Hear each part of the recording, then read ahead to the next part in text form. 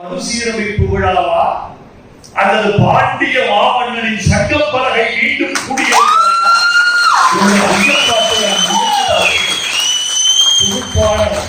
சந்திரன் தொடங்கி எங்கள் தலைவர் சுரேஷில் ஆரம்பித்து மகளிரணி தலைவி சுஜாதா புத்தர் உட்பட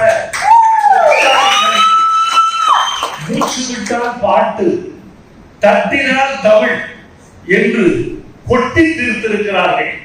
யாரு தமிழ் இதில் சிறந்தது, யாரு தமிழ் குறைந்தது என்று தமிழ் புலவன் நக்கீரன் வந்தாலும் கண்டுபிடிக்க முடியாது என்ற அளவுக்கு இந்த தமிழ் கொட்டி இருக்கிறது. இதுபோல் வெற்றி தமிழர் வேலையின் முதல் வெற்றி தமிழர்களை எல்லாம் தமிழர்களாக வாழ்த்துவதும் அன்னை மகற்கிடையே அருமையில்லை என்பதனால் நின்னை விடத்து வரும் பொன்புகள் சேர்ந்த புலவர் தம்மை வணங்குகிறேன், தமிழ் புலவர் வாழியரோ என்று தமிழ் புலவைக்கு என் முதல் வணக்கம் சொல்லி தொடங்குகிறேன். நம்முடைய இயல்பு முற்றிலும் மாறுபட்டது. நான் இந்த சமூகத்துக்கு வளம் சேர்க்க வேண்டும் என்று ஆசைப்படுகிறேன். ஒரு சமூகத்தின் மிகப்பெரிய வளம் எது தெரியுமா?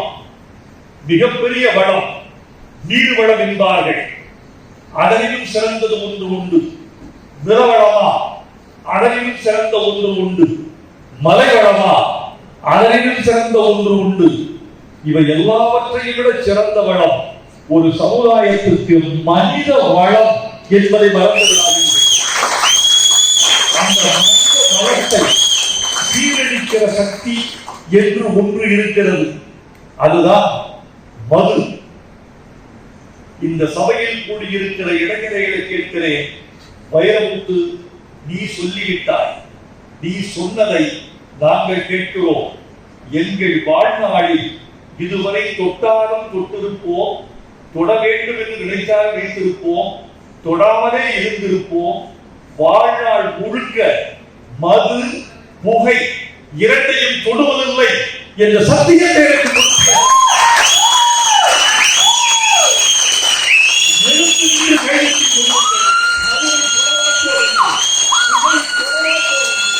ஒரு கூட்டாண்மை நிறுவனத்தின் அதிகாரி பேசுகிறாரா என்ற அச்சத்திலும் ஐயத்திலும் நான் வியந்து பார்த்துக் கொண்டிருந்தேன்.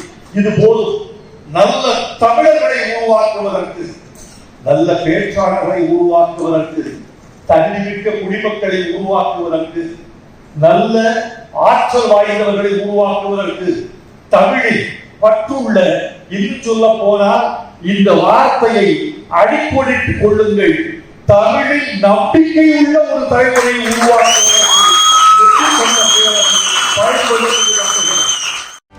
செய்திகளை உடனுக்குடனும் துல்லியமாகவும் தெரிந்து கொள்ள சப்ஸ்கிரைப் பண்ணுங்க.